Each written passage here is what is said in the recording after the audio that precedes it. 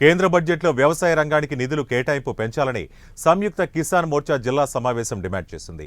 ఏలూరు అన్నే భవనంలో సంయుక్త కిసాన్ మోర్చా జిల్లా సమావేశం నిర్వహించారు.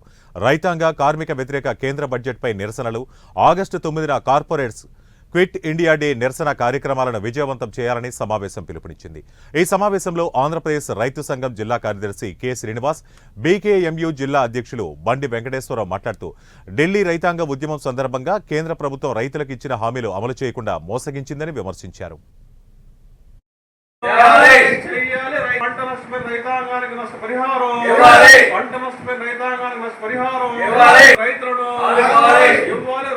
పెట్టుబడి సాగు వెంటనే పెట్టుబడి ప్రజా వ్యతిరేక కేంద్ర బడ్జెట్ ను రైతాంగ కార్మిక ప్రజా వ్యతిరేక కేంద్ర బడ్జెట్ ధరలపై బాణాలు మోపుతున్న కేంద్ర బడ్జెట్ ను. కె శ్రీనివాస్, ఆంధ్రప్రదేశ్ రైతు సంఘం ఏలూరు జిల్లా కార్యదర్శి. ఈరోజు సంయుక్త కిసాన్ మోర్చా జిల్లా సమావేశాన్ని ఏలూరు అన్నే భవనంలో నిర్వహించడం జరిగింది. ప్రధానంగా ఆగస్టు 9వ తారీఖున క్విట్ ఇండియా డే సందర్భంగా క్విట్ కార్పొరేట్స్ అనే నినాదంతో పెద్ద ఎత్తున నిరసనలకి ఇవాళ కిసాన్ మోర్చా పిలిపించింది. దాంట్లో భాగంగా కార్పొరేట్ కంపెనీలకు వ్యతిరేకంగా ఇవాళ ఈ నిరసన కార్యక్రమం నిర్వహిస్తా ఉన్నాం. ఎందుకంటే ఇవాళ రైతాంగాన్ని, కార్మికుల్ని, వ్యవసాయ కార్మికుల్ని వాళ్ళ శ్రమని దోచుకు తింటున్నా, కొన్ని లక్షల కోట్ల రూపాయలు పోగేసుకుంటున్నా ఈ యొక్క రైతుల్ని అన్యాయం చేస్తుంది.